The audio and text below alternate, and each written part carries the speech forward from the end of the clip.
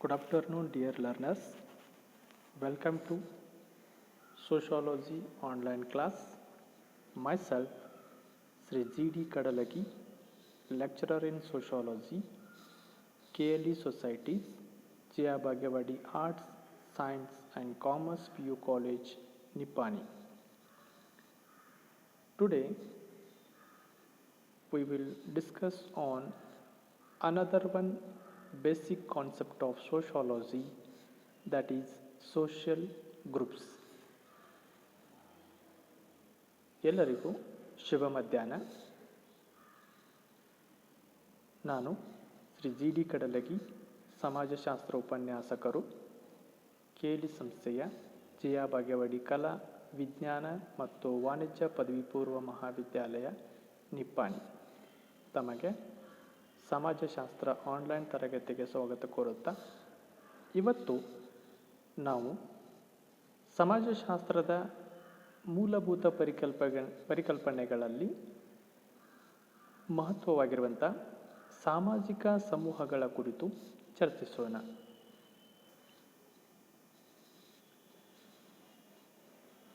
Group is the focus of sociological study. All human beings live in groups. Here, not only man is a associate animal, he also an group animal. He can't live alone, or he can't work singly. He always depend upon another one. He always wanted to live in a group, and he always wanted to fulfill his needs and necessities with association. So his intention to live in a group. A well-known sociologist, H.M. Johnson, rightly told that sociology is nothing but it is science that deals with social group. It means sociology means it is a scientific study about social groups.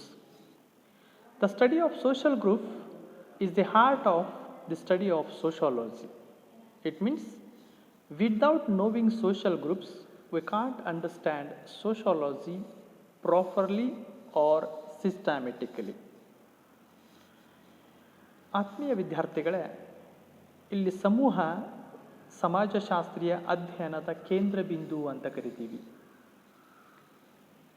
ಯಾಕೆಂದರೆ ಎಲ್ಲ ಮಾನವ ಜೀವಿಗಳು ಸಮೂಹಗಳಲ್ಲಿಯೇ ಜೀವಿಸುತ್ತವೆ. ನಮಗೀಗಾಗಲೇ ಗೊತ್ತಿರೋ ಹಾಗೆ ಮಾನವ ಕೇವಲ ಒಬ್ಬ ಸಂಘ ಜೀವಿಯಲ್ಲ, ಅವನೊಬ್ಬ ಸಮೂಹ ಜೀವಿಯೂ ಹೌದು. ಯಾಕೆಂದರೆ ಅವನು ಏಕಾಂಗಿಯಾಗಿ ಬದುಕಲಾರ, ಏಕಾಂಗಿಯಾಗಿ ಕಾರ್ಯನಿರ್ವಹಿಸಲಾರ. ಅವನು ಸಮೂಹದಲ್ಲಿದ್ದುಕೊಂಡೇ ಜೀವಿಸಲಿಕ್ಕೆ ಇಷ್ಟಪಡುವುದರ ಜೊತೆಗೆ ಸಂಘಟನಾತ್ಮಕವಾಗಿಯೇ ತನ್ನ ಎಲ್ಲ ಅಗತ್ಯತೆಗಳನ್ನು, ಅವಶ್ಯಕತೆಗಳನ್ನು ಈಡೇರಿಸಿಕೊಳ್ತಾನೆ.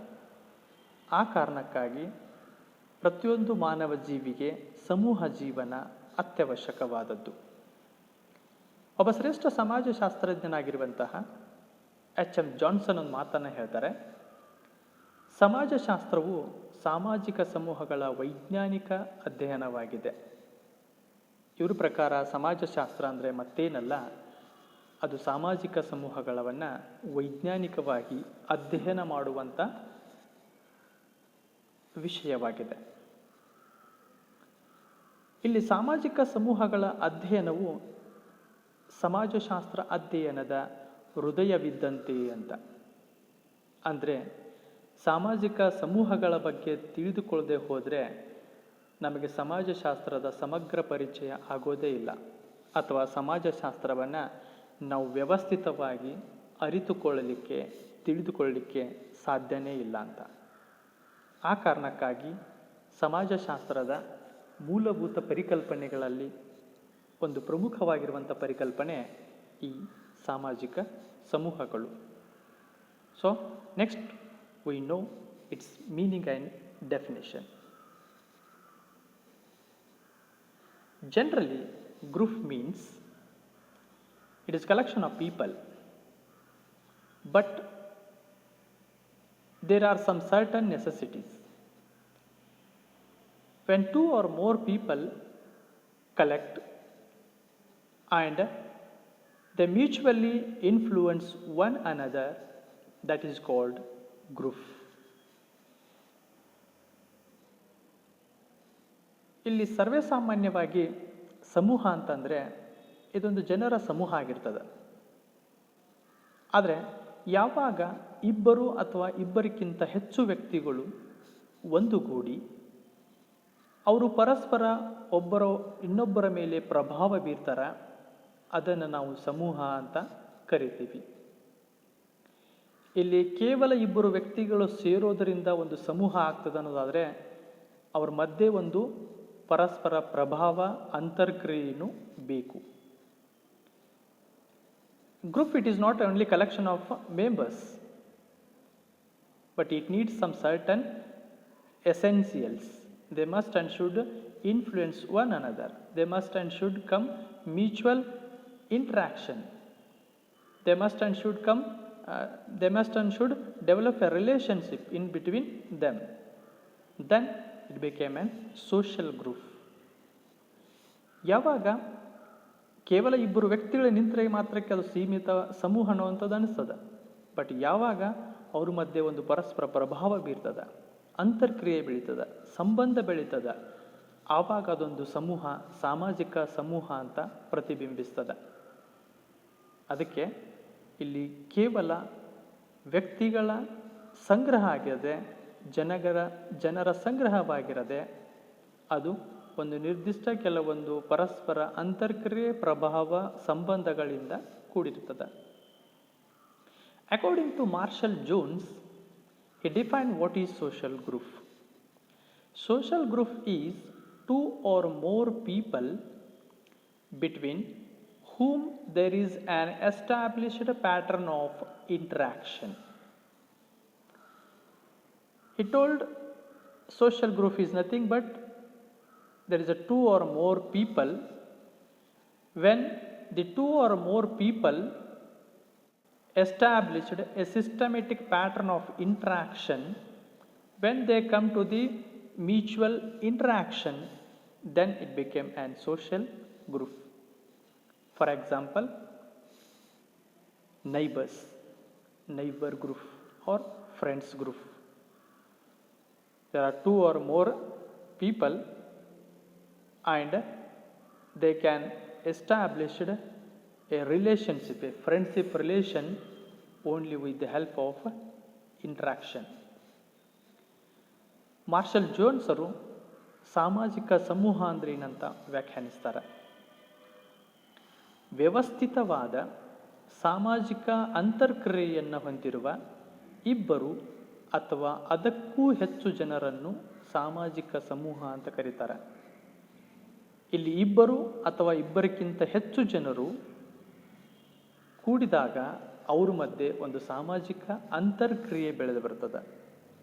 ಇಂತಹ ವ್ಯವಸ್ಥಿತವಾಗಿರುವಂಥ ಸಾಮಾಜಿಕ ಅಂತರ್ಕ್ರಿಯೆಯಿಂದ ಒಂದುಗೂಡಿರುವಂಥ ಒಂದು ಸಮೂಹವನ್ನು ನಾವು ಸಾಮಾಜಿಕ ದೃಷ್ಟಿಕೋನದಲ್ಲಿ ಅಥವಾ ಸಮಾಜಶಾಸ್ತ್ರೀಯ ದೃಷ್ಟಿಕೋನದಲ್ಲಿ ಸಾಮಾಜಿಕ ಸಮೂಹ ಅಂತ ಕರಿತೀವಿ. ಅದು ನೆರೆಹೊರೆಯವರ ಸಮೂಹನೇ ಇರಬಹುದು ಅಥವಾ ಸ್ನೇಹಿತರ ಸಮೂಹನೇ ಇರಬಹುದು. ಈ ಸ್ನೇಹಿತರ ಸಮೂಹದಲ್ಲಿ ಯಾವಾಗ ಇಬ್ಬರಿಗಿಂತ ಹೆಚ್ಚು ವ್ಯಕ್ತಿಗಳು ಪರಸ್ಪರ ಅಂತರ್ಕ್ರಿಯೆಗೆ ಒಳಪಡ್ತಾರ, ಸಂಪರ್ಕ ಸಂವಹನಕ್ಕೆ ಒಳಪಡ್ತಾರ, ಅವ್ರ ಮಧ್ಯೆ ಒಂದು ಸಂಬಂಧ ಬೆಳೀತದೆ. ಆ ಸಂಬಂಧ ಒಂದು ಸಮೂಹದ ಸ್ವರೂಪವನ್ನು ಪಡೆದುಕೊಳ್ತದೆ. So this type of different social groups we found in every society. ಈ ಪ್ರಕಾರದ ಕೆಲವೊಂದು ಸಾಮಾಜಿಕ ಸಮೂಹಗಳನ್ನು ನಾವು ಪ್ರತಿಯೊಂದು ಸಮಾಜದಲ್ಲಿಯೂ ಕೂಡ ಕಾಣ್ತೀವಿ. Then another one definition according to MacIver and Page. He defined social group as any collection of human beings who are brought into human relationship with one another. Here, the Macabre and Face also told social group is nothing but it is collection of human beings. It is a collection of human beings. Those who are brought into human relationship with one another. It means they are always come to the interaction. When the human beings came to continuous interaction, then automatically a relationship built up in between human beings. That relationship, that group socially we called a social group. MacIver and Page ಪ್ರಕಾರ ಮಾನವ ಸಂಬಂಧಗಳಿಂದ ಒಟ್ಟುಗೂಡಿರುವ ಯಾವುದೇ ಜನಸಮೂಹವನ್ನು ಸಾಮಾಜಿಕ ಸಮೂಹ ಅಂತ ಕರಿಬಹುದು.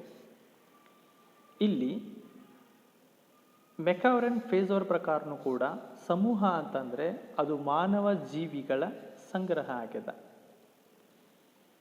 ಇಲ್ಲಿ ಮಾನವ ಜೀವಿಗಳ ಸಂಗ್ರಹ ಯಾವಾಗ ಒಬ್ಬರು ಇನ್ನೊಬ್ಬರ ಮೇಲೆ ಅವಲಂಬಿತರಾಗಿ ಒಂದು ಮಾನವ ಸಂಬಂಧಗಳಿಗೆ ಒಳಪಟ್ಟು ಒಟ್ಟುಗೂಡ್ತಾರ, ಸೇರ್ತಾರ, ಅದನ್ನೇ ಅವರು ಸಾಮಾಜಿಕ ಸಮೂಹ ಅಂತ ಕರೀತಾರೆ. ಇಲ್ಲಿ ಸಂಪರ್ಕ ಸಂವಹನ ಅಥವಾ ಅಂತರ್ಕ್ರಿಯೆಯ ಸಹಾಯದಿಂದ ಒಬ್ಬರು ಇನ್ನೊಬ್ಬರ ಜೊತೆ ಸೇರಿದಾಗ ಅವ್ರ ಮಧ್ಯೆ ಒಂದು ಮಾನವೀಯ ಸಂಬಂಧಗಳು ಬೆಳೆದು ಬರ್ತವೆ. ಈ ಸಂಬಂಧಗಳು ಒಂದು ಸಮೂಹದ ಮೂಲಕ ನಿರಂತರವಾಗಿ ಸ್ಥಿರವಾಗಿ ಉಳ್ಕೊಂಡು ಹೋದರೆ ಅದು ಸಾಮಾಜಿಕ ಸಮೂಹ ಅಂತ ಅನಿಸ್ಕೊಳ್ತದೆ. Totally social group means it is the collection of human beings who are came into mutual interaction and brought into human relationship with one another is called social group. ಒಟ್ಟಿನಲ್ಲಿ ಸಾಮಾಜಿಕ ಸಮೂಹ ಅಂತಂದರೆ ಇದೊಂದು ಮಾನವ ಜೀವಿಗಳ ಸಂಗ್ರಹ ಆಗದ. ಯಾರು ಪರಸ್ಪರ ಅಂತರ್ಕ್ರಿಯೆಗೆ ಒಳಪಡ್ತಾರ ಮತ್ತು ಒಬ್ಬರು ಇನ್ನೊಬ್ಬರ ಮಾನವ ಸಂಬಂಧಕ್ಕೆ ಒಳಪಡ್ತಾರ, ಅಂಥ ಸಮೂಹವನ್ನು ನಾವು ಸಾಮಾಜಿಕ ಸಮೂಹ ಅಂತ ಕರಿತೀವಿ. ಇಲ್ಲಿ ನಾವು ಮುಖ್ಯವಾಗಿ ನೆನ್ಪಿಡಬೇಕಾಗಿರೋದಂದರೆ ಸಮೂಹ ಅಂತಂದರೆ ಅದು ಮಾನವ ಜೀವಿಗಳ ಸಂಗ್ರಹ. ಈ ಮಾನವ ಜೀವಿಗಳು ಸಂಗ್ರಹಗೊಂಡು ಪರಸ್ಪರ ಅಂತರ್ಕ್ರಿಯೆಗೆ ಒಳಪಟ್ಟರೆ ಅಥವಾ ಪರಸ್ಪರ ಸಂಬಂಧಕ್ಕೆ ಒಳಪಟ್ಟರೆ ಅದನ್ನು ನಾವೊಂದು ಸಾಮಾಜಿಕ ಸಮೂಹ ಅಂತ ಕರಿತೀವಿ. For example, family, neighbours, friends group, occupational group, political party, religious group, cultural groups, linguistic groups, racial groups, there are different type of groups. ಈ ಥರನಾಗಿ ಒಂದು ಸಮೂಹಗಳು ಸಮಾಜದಲ್ಲಿ ಬಹುಸಂಖ್ಯಾತವಾಗಿರೋದನ್ನು ನಾವು ಕಾಣ್ತೀವಿ. ಅದು ಕುಟುಂಬ ಇರಬಹುದು, ನೆರೆಹೊರೆಯರ ಸಮೂಹ ಇರ್ಬೋದು, ಸ್ನೇಹಿತರ ಸಮೂಹ ಇರ್ಬೋದು, ಕೆಲವೊಂದು ವೃತ್ತಿ ಸಮೂಹಗಳಿದಾವ, ಧಾರ್ಮಿಕ ಸಮೂಹಗಳಿದಾವ, ಸಾಂಸ್ಕೃತಿಕ ಸಮೂಹಗಳಿದಾವ, ರಾಜಕೀಯ ಪಕ್ಷಗಳಿರ್ಬೋದು, ಇವು ಕಾರ್ಮಿಕ ಸಮೂಹಗಳಿದಾವ. ಈ ಥರ ಎಷ್ಟೋ ಸಮೂಹಗಳನ್ನು ನಾವು ಸಾಮಾಜಿಕ ಜೀವನದಲ್ಲಿ ಕಾಣ್ತೀವಿ ಅಂತ. So dear students, next class we discussing the characteristics of social groups. Thank you.